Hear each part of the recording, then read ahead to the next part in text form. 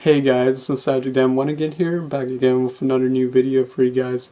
And today I'm finally happy to debut a new video series that I've been wanting to debut for quite a while, and it is called Nostalgia Trip. And what you can come to expect from Nostalgia Trip as a video series is a more personal look at some of my favorite video games from my childhood, as well as merchandise and memorabilia. So it's more of a personal look at some of the stuff that shaped my childhood and made me the person and gamer I am today. So without further ado, let's jump into the debut episode for Nostalgia Trip. And on today's episode of Nostalgia Trip, we're going to be taking a look at some really important cards that honestly shaped my childhood and honestly the person I am today. That is, of course, classic Pokemon cards. So what do you say we jump into Nostalgia Trip?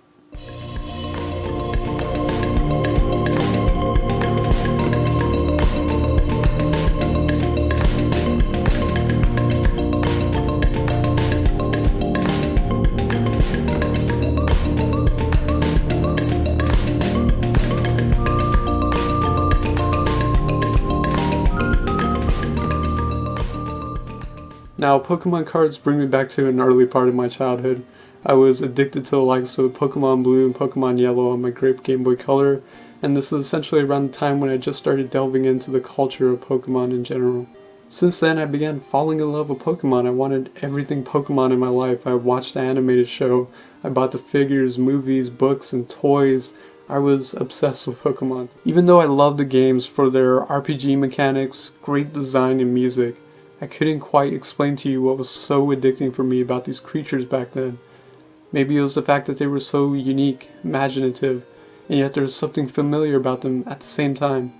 Also, it helped that a lot of the first gen was just so disgustingly cute and adorable.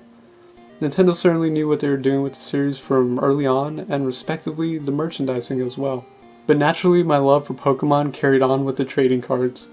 Now, the early Pokemon cards were actually published by Wizards of the Coast from 1998 through 2003. Wizards of the Coast are more notable for Magic the Gathering and Dungeons & Dragons, but it is often forgotten that they were a huge factor for the early success of Pokemon TCG.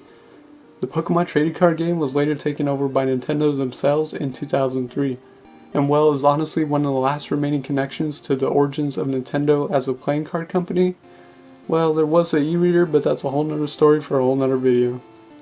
I remember going to the store and buying lots of booster packs with some saved up allowance and taking them home in the surprise of what you got. Of course, there were also the starter decks, which helped players with establishing a playable deck, as well as teaching deck building mechanics and structure. It also helped that the starter decks had the incredible lure of getting a shiny holographic card in the set.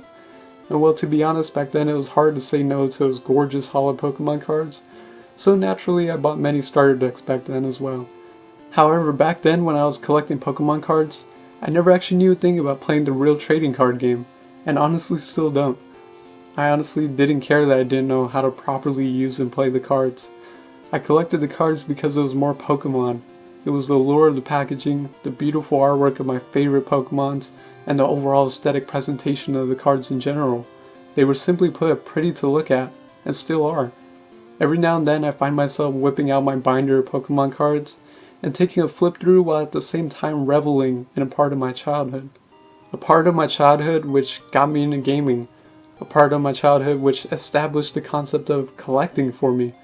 I was buying and seeking out Pokemon cards back then and amassing a collection without ever realizing I was collecting. Similar to how I was buying games when I was younger without realizing I was slowly amassing a collection. The cards may not be worth much to some and may not even be playable by current TCG standards, but they mean so much more to me. They unknowingly shape part of the person I am today. And although my enchantment with the early days of Pokemon might have wavered by modern times, as more and more games came out and respectively more and more Pokemon, there will always be a special place in my heart for these cards and the amazingly nostalgic first gen of Pokemon they represented. And yet kids and youth of today will be able to experience that same sense of nostalgia I felt slugging away hours on my Game Boy and hunting out all those amazing Pokemon cards. And that right there is one of the real beauties of Pokemon. As always guys, thank you for watching, and until next time, take it easy guys.